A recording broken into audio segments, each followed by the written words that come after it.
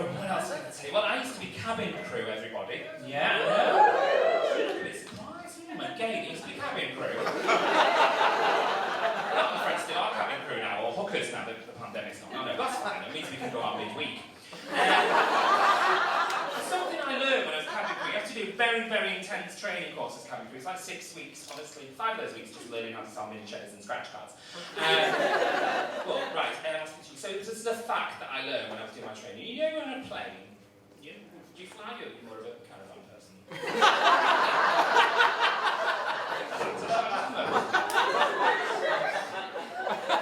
you know when you're on, sorry about that, you know when you're on a plane? Yes, you fly, don't you?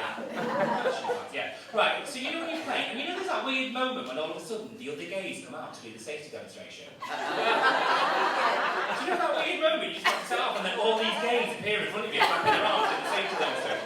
Where the fuck do they all come from? I'll tell you where they come from, underneath the seats, the lockers, the exits. Thousands of gays flapping their arms around doing the safety demonstration, don't they? Let me tell you something else. Most of those gays don't even work for the airline, they just love coming along to do the safety demonstration.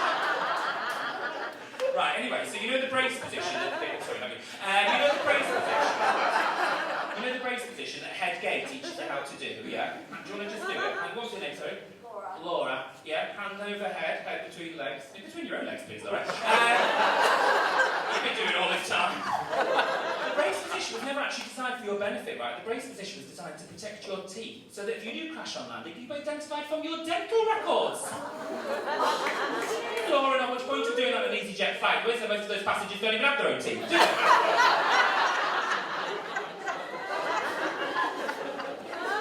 Listen, I'm coming up to a big birthday soon, everyone. I'm going to be, can you believe this? I'm going to be 40. Honestly, gays look younger than normal people, don't they? Apart from those awful gays who do loads of crystal meth and go to loads of orgies. Then I stop playing. But you know what's making me feel old, right? Because I just don't recognise anyone on the radio anymore. You know, like pop, do you listen to pop music, Laura? Just pretend you do, I've not got long. Okay. So I don't recognise anyone anymore, you know, on the radio. Like, do a lipper. Do a bastard lipper. I thought that was a third world country. Honestly. I swear to God, at school every year we do a sponsored science to raise money for starving down children. Do a lipper. Said that once in this gig, this woman got really offended. She stood up, she was saying it wrong. It's not Dua Lipa, it's Dua Lipa. I'm so sorry, do I give a shit? Ariana Grande? Ariana Grande. I wrote my resignation letter to Debenhams in the 90s in that font.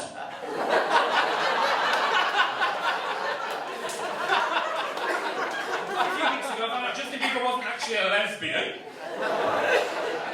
Watching the Brits with my mum, she says, I hope the bin bag man wins something. She went the rag and bone man, didn't she? She gets things wrong, everybody. So I rang up during the pandemic, she said, I can't talk right now. I said, why not, Mum? She said, I'm watching my favourite programme. I said, what's that, Mum? She said, Martin Luther King, the money saving expert. Well, didn't she? Oh, man, listen, my time is nearly up, everybody. Can you believe it? I'm going to have to go. You don't care, do you? Look at you. Did I offend you because I said you weren't going to caravans? A little bit. Oh. Today. There's some lovely caravans these days. I'm sure you have a lovely time in North Wales. Treat yourself. What are you drinking? I noticed your glass is empty as well. Oh, Malbec, everybody. She's fucking classy, that caravan, isn't she? But you drink that on a tea-stain mug, usually. Anyway, listen, I am going to have to go, unfortunately, but I'll end on some good news. So, me and my boyfriend did get engaged during...